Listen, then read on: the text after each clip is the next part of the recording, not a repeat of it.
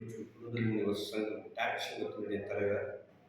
வர இருக்கின்ற 2025-26 பட்ஜெட் என்பது தொழில்துறை பொறுத்த வரைக்கும் ஒவ்வொரு முறையும் பெரும் அளவில் எதிர்பார்த்து கொண்டிருக்கிறோம். அந்த எதிர்பார்ப்போடு காத்திருக்கின்ற பல்வேறு விஷயங்கள் தொழில்துறைக்கு கிடைக்காமல் போகின்ற பொழுது ஏமாற்றத்துக்கு மீண்டும் மீண்டும் வலியுறுத்தி வருகின்ற வகையில் தான் இந்த பட்ஜெட்டை அரசு அறிவித்திருக்கின்றது. இங்கே கோவை பொறுத்த வரைக்கும் இந்தியாவில் எங்கும் இல்லாத அளவுக்கு குறு சிறு தொழில்கள் கிட்டத்தட்ட 50,000க்கும் மேற்பட்ட தொழிற்சாலைகள் நிறைந்த ஒரு மாவட்டம். இந்த மாவட்டத்தை பொறுத்த வரைக்கும் பல்வேறு உற்பத்தி துறை சார்ந்து நாங்கள் இருக்கின்றோம். குறிப்பாக சொல்ல போனால் இராணுவ தளவாடங்களுக்கு தேவையான உதவிவாக செய்து கொடுப்பது, அதே போல வாகனங்கள் ஆட்டோமொபைல் சொல்லக்கூடிய பஸ், லாரிகள் மற்றும் கார்கள், டூ வீலர் என்று பல்வேறு வாகனங்களுக்கு டிராக்டர்களுக்கு உண்டான உதவிவாக செய்து கொடுக்கின்ற தொழிலாகவும் இங்கேயே உற்பத்தி செய்து உலகிற்கு அறிமுகப்படுத்திய பம்பு மோட்டார் சக்திகள் என்கிற அடிப்படையில் அந்த பணிகளில் உட்பட இங்கே பார்க்கிறால் கப்பலுக்கு தேவையான உதிரிபாகங்கள் என்று செய்யாத தொழில் இல்லாத அளவுக்கு பல்வேறு தொழில்கள் இங்கே முனைவர்களாக நாங்கள் இருந்து வருகிறோம். இங்கே பல ஆண்டுகளாக இந்த தொழில்துறையினர் நாங்கள் இந்த மாவட்டத்தில் எதிர்பார்ப்பது என்பது இந்த குறுந்தொழில் என்று ஜாப்பாடு செய்கின்ற தொழில் முனைவோர்களுக்கு தனியாக மத்திய அரசாங்கம் தொழில்பேட்டை அமைத்து தர வேண்டும் என்கின்ற ஒரு நீண்ட நாள் கோரிக்கை இருக்கிறது. அந்த கோரிக்கை நிறைவேற்ற வேண்டும் என்று நாங்கள் தொடர்ந்து வலியுறுத்துகின்றோம். அது மட்டுமில்லை, ஜிஎஸ்டி அமலாக்கத்துக்கு பிறகு நீங்கள் பார்க்க போனால் எண்ணற்ற இன்னல்களையும் சிக்கலையும் சந்தித்து குறு சிறு தொழில்கள் கடுமையாக தொடர்ந்து பாதித்து வருகின்றன. குறிப்பாக சொல்ல போனால் ஜிஎஸ்டி ஜாப் ஆர்டர் செய்கின்ற ஜிஎஸ்டி அவர்களுக்கு வரி விதிப்பு என்பது 5% வேண்டும் என்று ஜிஎஸ்டி அமலாக்கப்பட்ட காலத்திலிருந்து கேட்டுக்கொண்டிருக்கிறோம். அது இதுவரைக்கும் எந்த பட்ஜெட்டிலும் நிறைவேற்றவில்லை.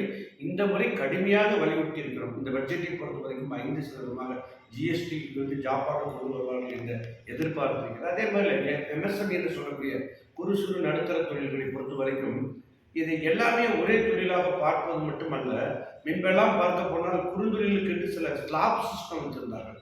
அதன் மூலமாக வங்கியில் கடன் கொடுப்பதற்கு மற்றதற்கெல்லாம் பெரிய அளவிலே அரசு உதவி கொண்டு வந்தது. நாங்கள் கேட்பது, இந்த குறு சிறு தொழிலுக்கு வட்டி விதம் என்பது 5% அவங்க கொள்முதல் செய்யும் இயந்திரங்களுக்கு கடன் வழங்குவதற்கு அரசு கொண்டு வர வேண்டும். வட்டி விகிதம் 5% கொண்டு வர வேண்டிய எதிர்பார்ப்பு என்பது எங்கள் தொழில் முனைவர்களுக்கு இந்த பட்ஜெட்டில் இருக்கிறது. அது மட்டும் இல்லாமல் மத்திய அரசாங்கத்தை தொடர்ந்து வலியுறுத்தி கொண்டிருக்கிறது. நாங்கள் வங்கியில் வாங்கிய கடனை திருப்பி செலுத்துவதற்கான கால அவகாசம் ஏற்கனவே 180 நாட்களிலிருந்து 90 நாட்களாக மாற்றினார்கள். இது கடுமையான பாதிப்பை தொழில் முனைவர்களுக்கு ஏற்படுத்த அந்த சட்டத்தை 180 நாட்களாக மாற்ற வேண்டும் என்று எதிர்பார்ப்பு எங்களுக்கு இருக்கிறது. மட்டுமில்லாமல் மூலப்பொருள்கள் குறுந்தொழிலுக்கு என்று விலை குறைவான முறையில் வழங்குவதற்கான சிஸ்டத்தை கொண்டு வர வேண்டும் என்ற பெருந்தொழில் நிறுவனங்கள் ஜிஎஸ்டி அமலாக்கத்துக்கு அப்புறம் பெருந்தொழில் நிறுவனங்களோடு குறுந்தொழில் உற்பத்திகள் ஈடுகட்ட முடியாமல் கடுமையான நெருக்கடியில் சந்தித்து வருகிறோம். அதை டிஃப்ரெண்ட் படுத்துகிற வகையில் குறுந்தொழிலுக்கு என்று தனி அடையாளப்படுத்துகின்ற வகையில் அதற்கான மூலப்பொருட்கள் விலை நிர்ணயம் செய்வதாகட்டும், அதுக்கு தேவையான உதவிகள் செய்வதாகட்டும் இந்த பட்ஜெட்டில் அறிவிக்க வேண்டும் என்ற எதிர்பார்ப்போடு நாங்கள் கொடுக்கின்ற ஜிடிபியிலிருந்து அட்லீஸ்ட் 1% எங்கள் தொழிலுக்கு ஒதுக்க வேண்டும் என்று எதிர்பார்ப்பு இருக்கிறது. ஏனென்றால் கடந்த ஆண்டு பட்ஜெட்டில் 22,000 கோடி ரூபாய் மட்டுமே ஒதுக்கீடு செய்தார்கள். அது இந்தியாவில் இருக்கக்கூடிய குறு சிறு தொழில்களுக்கு எந்த வகையிலும் பயனடையவில்லை. அது அலுவலக செலவுகளுக்கே அதிகாரிகள் செலவுகளுக்கே போய்விடும். ஆகையால் நாங்கள் உற்பத்தி செய்கின்ற கொடுக்கின்ற ஜிடிபியிலிருந்து 1% இந்த பட்ஜெட்டில் எங்களுக்கான ஒதுக்கீடு இருக்க வேண்டும் என்ற எதிர்பார்ப்பும் இருக்கிறது. மத்திய அரசாங்கம் சப்சிடி வழங்கி கொண்டிருந்தார்கள் இயந்திரங்கள் கொள்முதல் செய்வதற்கு. அந்த சப்சிடி தற்பொழுது நிறுத்திவிட்டார்கள். அதை மீண்டும் புனரமைத்து 15% தந்து கொண்டிருந்த சப்சிடியை அது 25% தர வேண்டும் என்ற எதிர்பார்ப்பும் இந்த பட்ஜெட்டில் எங்களுக்கு உள்ளது. வேற இந்த வருமான வரி சம்பந்தமான இதெல்லாம் என்ன எதிர்பார்க்குறீங்க? இந்த வருமான வரித்துறைகளை பொறுத்த வரைக்கும் என்ன கேட்டீங்கன்னா, தனிமணி இப்போ பார்த்தீங்கன்னா விலைவாசி என்பது கண்டமேனிக்கு ஏறிக்கிட்டு இருக்கு. வேணும்னா ஒரே பொருளுக்கு பல்வகையான ஜிஎஸ்டி வரி விதிப்பால் பொருள் மார்க்கெட்டுக்கு வருகின்ற பொழுது அதனுடைய மதிப்பு பல மடங்கு உயர்ந்துள்ளதால் அது கொள்முதல் செய்வதும் வாங்குவதும் பயன்படுத்துவது என்று செலவினங்கள் அதிகரித்து கொண்டிருக்கிறது.